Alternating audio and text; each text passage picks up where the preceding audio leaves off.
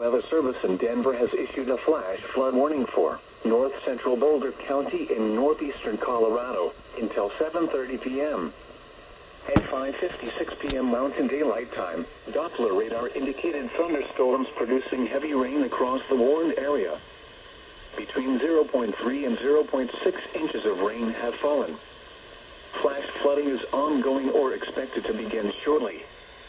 Hazard: flash flooding caused by thunderstorms. Source: radar. Impact: flash flooding of small creeks and streams, gulches, roads, and poor drainage and low-lying areas.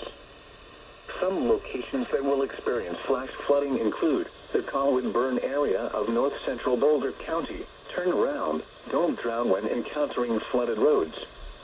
Most flood deaths occur in vehicles.